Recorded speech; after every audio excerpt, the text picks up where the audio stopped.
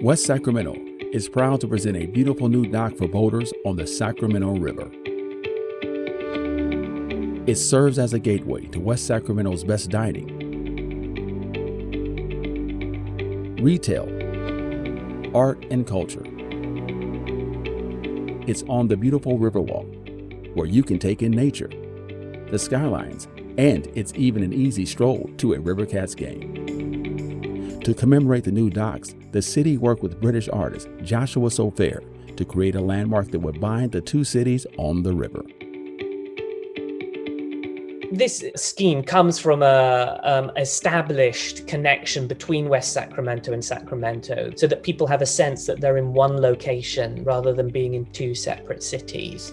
And the challenge for the project was to find an idea that would do that by essentially offering the same opportunity on both sides of the river. We're trying to connect the two cities together.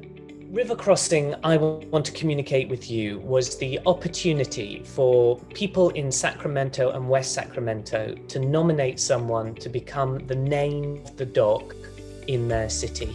So this project is trying to kind of turn around the paradigm whereby public space is named after the rich or the great and the good, and name public space after people that we can connect with perhaps more easily. The stories that are otherwise hidden of people that are important in Sacramento and West Sacramento.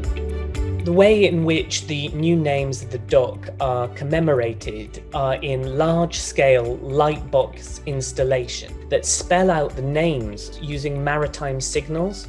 So the two names of the grandmothers, the women that have been selected as the names of the new dock, are signaling across the river to each other with the message of the name of the dock. And I started reading about this concept of extraordinary people among the ordinary, and I immediately thought of my grandmother. It makes me so proud to be from Sacramento. It makes me so proud that there are so many other amazing stories worth telling. I just feel a huge responsibility to continue the legacy that my grandmother started. As her ear co-pilot, I helped deliver supplies to farm worker families and played with the children at each stop along our route. I was too young to comprehend the tears in their mother's eyes when we left. Gratitude, relief, and a silent, unspeakable understanding. She helped establish childcare centers for the children of migrant farm workers in parts of Yolo and Sacramento counties. She secured funding for the centers, which provided meals, recreation, and educational curriculum. I'm just so overjoyed and overwhelmed with emotion.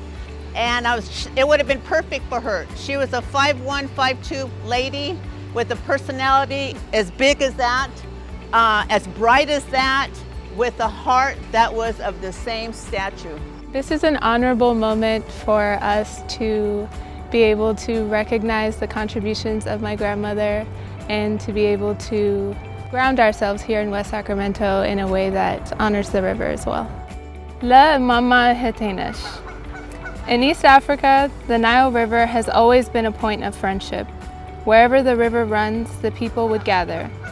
The river is where people would take a break, share their secrets, and pour their stories into a vessel that will never overflow. Hetenesh was my river in a way that she carried my family through infinite journeys and provided a fluid space for communal storytelling. Hetenesh lived in a small home in West Sacramento and passed away in 2016. She was a stream of hope for her mother and continues to provide solace wherever she flows.